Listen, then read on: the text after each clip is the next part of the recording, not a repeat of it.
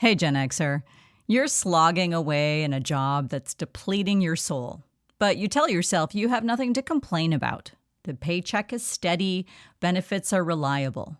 Sure, there's always a looming threat of a layoff. You feel lousy, and your friends are worried about you, but you're not in a crisis, and a crisis would be the only valid cause for leaving. Is this true?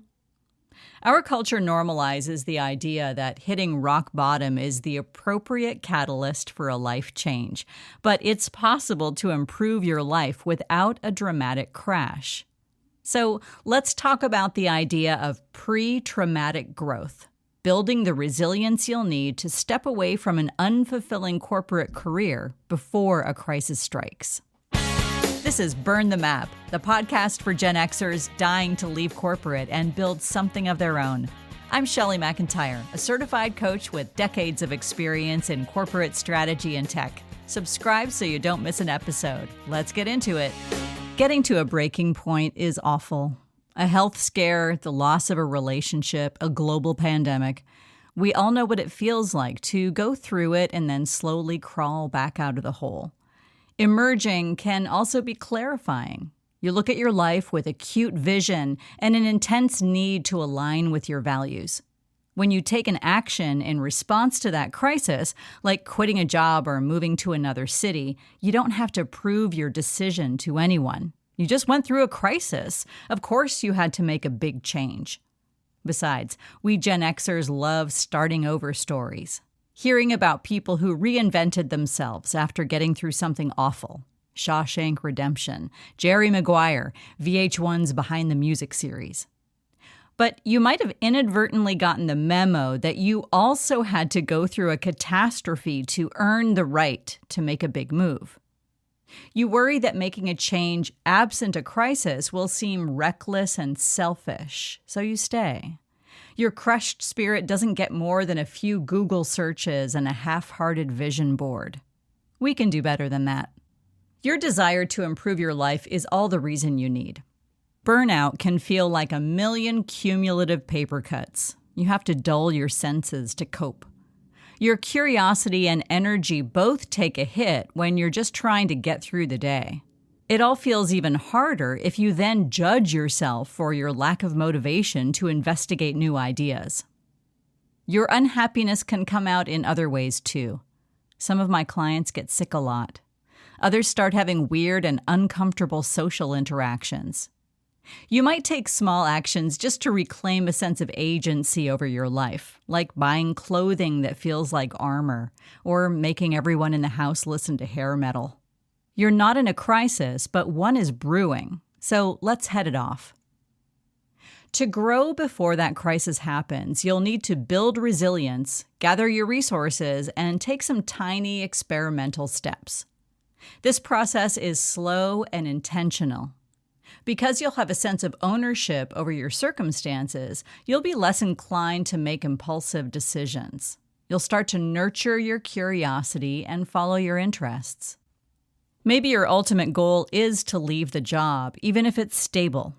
It's easy to focus on the stability and ignore the fact that you've been miserable and maybe making everyone else miserable too. A lot of people stay in their jobs because they worry they'll regret leaving for something unknown. The unknown can be scary, but more often than not, we regret the moves we didn't make, not the ones we did.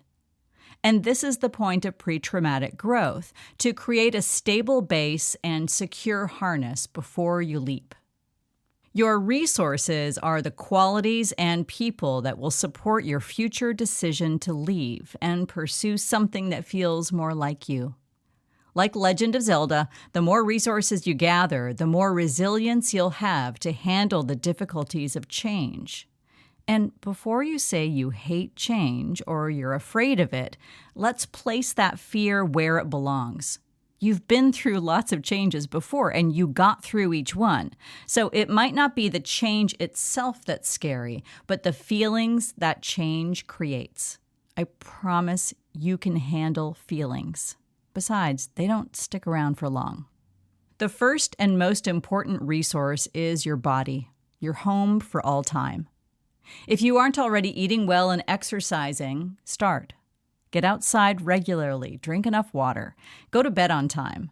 You're in training now, and your ability to initiate change will increase when you feel better. Even a daily 10-minute walk will get you started. And if there's a health issue that you've been putting off and you have health insurance, address it now. Your emotional state will also need some attention, and self-compassion is a good start. When you tune into the part of you that feels stuck, you may discover a younger version of yourself who sat in their room feeling lonely and unwanted. Or a student who thought they had to earn the approval of everyone around them. Please don't punish that scared part of you. They are trying to protect you from the very feelings that you are building the capacity to handle. Friends and family are a big part of this resilience building process. Even if you've kept your unhappiness to yourself, it will likely not be a surprise to the people closest to you. Tell them how you're feeling, and then conduct a couple of experiments. Here's one from Adam Grant. Find someone in a similar situation to yours, burned out and dying to leave.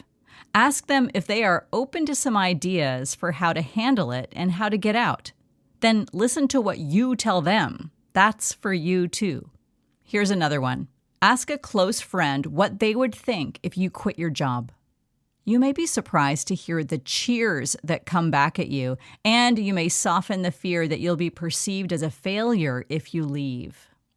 Pre-traumatic growth builds resilience, confidence, and bravery. Tending to your body and heart improves the stamina you'll need to leave that company and reconnect with what you love. For more ideas on what to do once you feel more supported, go back and listen to episodes 6 and 9.